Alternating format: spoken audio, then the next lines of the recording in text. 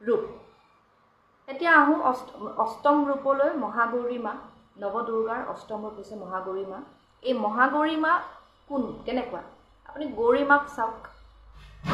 গৌৰী মাৰ ঠিক আৰু এম্প্লিফাইড আৰু সম্প্ৰসাৰিত আৰু এক্সপাণ্ডেড ফৰ্ম বুলি আপুনি ক'ব পাৰে গৌৰী মায়ে কি হেৰি কৰে শান্তি শুদ্ধতা আৰু জ্ঞান শান্তি শুদ্ধতা আৰু জ্ঞান এইকেইটাক তেওঁ হেৰি কৰে আৰু এম্প্লিফাইড আৰু সম্প্ৰসাৰিত আৰু এম্প্লিফাইড বুলি ক'লে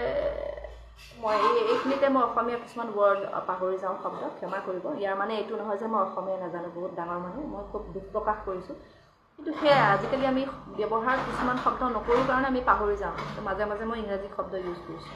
তো কালৰাত্ৰিৰ মাৰ কথা গম পালে যে এগৰাকী মহিলা কালৰাত্ৰি ফৰ্মতো আহি যাব পাৰে বা এগৰাকী পুৰুষো দুষ্টক দমন শান্তক পালন কৰিবৰ কাৰণে ঠিক তাৰ যিটো নেক্সট ফেজ হৈছে মহাগৌৰী মা তেওঁ আকৌ উগ্ৰ ৰূপৰ পৰা তেওঁ আকৌ নিজৰ সৌম্য ৰূপলৈ আহিলে আৰু এবাৰ তেওঁ আগতকৈও আৰু মৰমীয়াল হৈ গ'ল কাৰণ তেওঁ চিন্তা কৰি থাকে এই ল'ৰা ছোৱালীবিলাকে মোক লৈ ভয়ে খাব নেকি মই মাত্ৰ কালৰাত্ৰিৰ ৰূপত